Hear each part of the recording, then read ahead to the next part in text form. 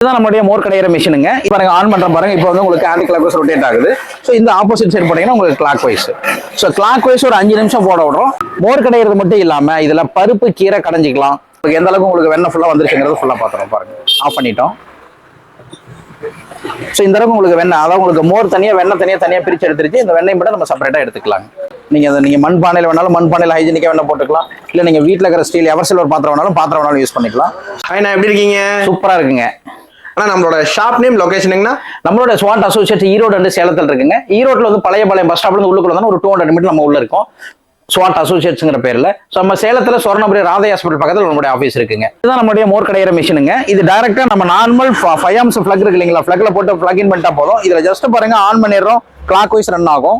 So இதுலேயே நீங்க சுவிட்ச் ஆஃப் பண்ணிட்டு ஆப்போசிட் சைடு உங்களுக்கு சுவிட்ச் போட்டீங்கன்னாக்கா ஆன்டி கிளாக் வைஸ் ரன் ஆகும். Clockwise anti clockwise ரெண்டு பக்கம் ரன் ஆகும். ஸோ இதோட கான்செப்ட் என்னன்னு கேட்டீங்கன்னா, பழைய காலத்துல நமக்கு மத்து வச்சு பாட்டிங்க நம்ம செஞ்சு சிலிப் எடுத்தா மோர் சிலிப் எடுத்தாங்க இல்லைங்களா. ஸோ அந்த டைப்ல வரும். அதாவது உங்களுக்கு ஒரு சைடு பார்த்தீங்கன்னா உங்களுக்கு தயிர்ல இருந்து வெண்ணெயை பிரிக்கும். ஸோ ரெண்டாவது சைடு நீங்க இருக்கிறப்ப அந்த பிரிச்ச வெண்ணெய் அப்படியே உருட்டி உங்களுக்கு இதாக கொடுத்துரும். ஸோ அப்படிங்கிற பட்சத்தில் உங்களுக்கு தயிர் மோர் வெண்ணெய் மட்டும் எடுக்கிறது மட்டும் இல்லாம மோர் கடையிறது மட்டும் இல்லாம இதுல பருப்பு கீரை கடைஞ்சிக்கலாம், எக் ஆம்லெட்டுக்கு எக் அடிச்சுக்கலாம், கேக்கு மிக்ஸ் பண்ணிக்கலாம், லெசி பண்ணிக்கலாம்.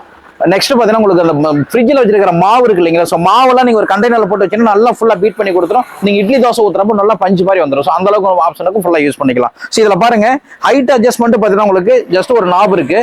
மினிமம் பார்த்தீங்கன்னா உங்களுக்கு 1/2 லிட்டர்ல இருந்து மேக்ஸிமம் பார்த்தீங்கன்னா 10 லிட்டர் வரைக்கும் யூஸ் பண்ணுற அளவுக்கு இந்த மாதிரி உங்களுக்கு ஹைட் அட்ஜஸ்ட்மெண்ட் ஆப்ஷன் இருக்கு. இந்த ஹைட்டில் வச்சுக்கிட்டு நீங்கள் அப்படியே லாக் பண்ணிக்கிட்டா போதும். ஸோ இந்த ஹைட்டுக்கு நீங்கள் என்ன பாத்திரம் வைக்கிறீங்கிறத வச்சுக்கலாம். ஹைட்டு குறைச்சிக்கலாம், கூட்டிக்கலாம். இதுல கிளீனிங்கிறது பார்த்தீங்கன்னா உங்களுக்கு எல்லாமே எதுவுமே பண்ண தேவையில்லைங்க. இந்த 2 சைடு டபுள் சைடு நாப் இருக்கு. நாபை மட்டும் லூஸ் பண்ணிட்டு அப்படி எடுத்தீங்கன்னா இந்த மத்தை மட்டும் நீங்க எடுத்து சும்மா சுடுதண்ணியில போட்டு வாஷ் பண்ணீங்கன்னா ஈஸியா கிளீன் ஆயிடும். அவ்வளவுதான். இந்த மத்து மட்டும் இல்லாம இதுலயே பார்த்தீங்கன்னா உங்களுக்கு இந்த மாதிரி வீல் டைப்பும் கொடுக்குறோம். இந்த மாவு ஐட்டம் எல்லாம் ஃபுல்லா போட்டு பண்றீங்க இல்லைங்களா, இல்ல ரொம்ப குவான்டிட்டி கம்மியா வச்சு பண்றதுனால இந்த மாதிரி பிளேட் டைப் வச்சு யூஸ் பண்ணிக்கலாம். இல்ல நீங்க நார்மலா நீங்க மோர் இதெல்லாம் படையிறது உங்களுக்கு ஹைட்டான மத்து வேணா மத்து டைப் வச்சு பண்ணாலும் ஃபுல்லா யூஸ் பண்ணிக்கலாம். தயிர் பாக்கெட் இருக்குனாக்க ஒரு 1/2 லிட்டர் தயிர் பாக்கெட் சும்மா ஜஸ்ட் நீங்க கட் பண்ணிட்டு நீங்க மண்பானையில் வேணாலும் மண்பானையில் ஹைஜீனிக்கா வேணா போட்டுக்கலாம். இல்ல நீங்க வீட்டுல இருக்கிற ஸ்டீல் எவர் சில்வர் பாத்திரம் வேணாலும் யூஸ் பண்ணிக்கலாம். சரி நீங்க ஒரு 1/2 லிட்டர் தண்ணிக்கு 1/2 லிட்டர் தயிர் யூஸ் பண்றீங்கன்னாக்க ஒரு 1/2 லிட்டர் தண்ணி போட்டுக்கலாம். ஸோ அது நீங்க ஐஸ் வாட்டர் இருந்தாலும் நீங்க குயிக்கா நீங்க வந்து வரதுக்காக ஐஸ் வாட்டர் வேணாலும் நீங்க யூஸ் பண்ணிக்கலாம். ஸோ அடிஷனலா பார்த்தீங்கன்னா உங்களுக்கு 1 லிட்டருக்கு பார்த்தீங்கன்னா உங்களுக்கு தண்ணி ஊற்றிக்கலாம்.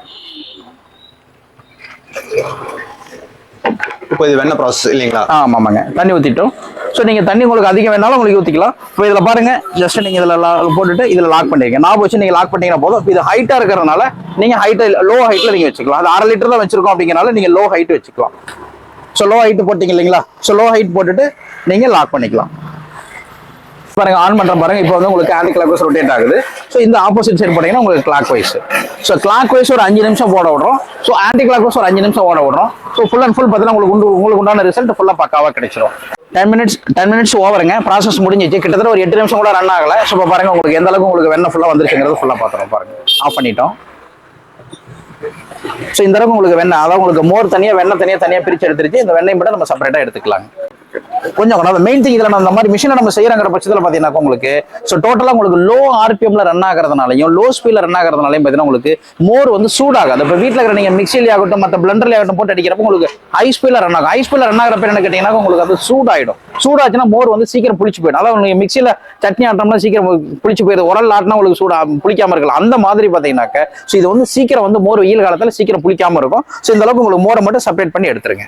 ரொம்ப சூப்பரா இருக்கும். இந்த மாதிரி உங்களுக்கு மோர் கடையிறது உங்களுக்கு ரொம்ப ஈஸியா நீங்க மோர் கடைஞ்சிக்கலாம். சேம் இதே மாதிரி உங்களுக்கு பருப்பு கீரை எல்லாம் ஃபுல்லா வேக வச்சுட்டு கண்டெய்னர்ல போட்டு நீங்க வச்சிட்டீங்கன்னாக்க பருப்பு கீரை கடைஞ்சிக்கலாம். ஸோ லசி மேக் பண்ணும் அப்படிங்கிற மாதிரி தான் இந்த மாதிரி கண்டெய்னரோ இல்லை நீங்க கிளாஸா உள்ள போட்டு விட்டுட்டு நீங்க சுகரு பிளஸ் வந்து பார்த்தீங்கன்னா உங்களுக்கு கர்ட் நீங்க மிக்ஸ் பண்ணி வச்சுட்டீங்கன்னா உங்களுக்கு லெசி மேக் பண்றது லெசி மேக் பண்ணிக்கலாம். இப்போ எக் ஏதாவது ஆம்லெட்டுக்கு அடிக்கணும் ஒரு கண்டெய்னர் அதாவது குவிஞ்ச மாதிரி பாத்திரத்தில் போட்டு எக் மேக் பண்றது, எக் ஆம்லெட் பண்றது, கேக் மிக்ஸ் பண்றது எல்லாமே ஃபுல்லா பண்ணிக்கலாம். ஸோ கிளீனிங் ப்ராசஸ் தான் ஆல்ரெடி சொன்னப்போ உங்களுக்கு ரொம்ப ஈஸி, ரொம்ப வெயிட்லெஸ். ஸோ இது மாதிரி ரன் பண்ணிட்டு இருக்கோம். ஒரு யூபிஎஸ் அதாவது உங்களுக்கு கரண்ட் போயிருச்சு, யூபிஎஸ் இருந்தாலும் யூபிஎஸ் ரன் பண்ணா ஒரு 70 வாட்ஸ்ல ரன் ஆகக்கூடியது தான்.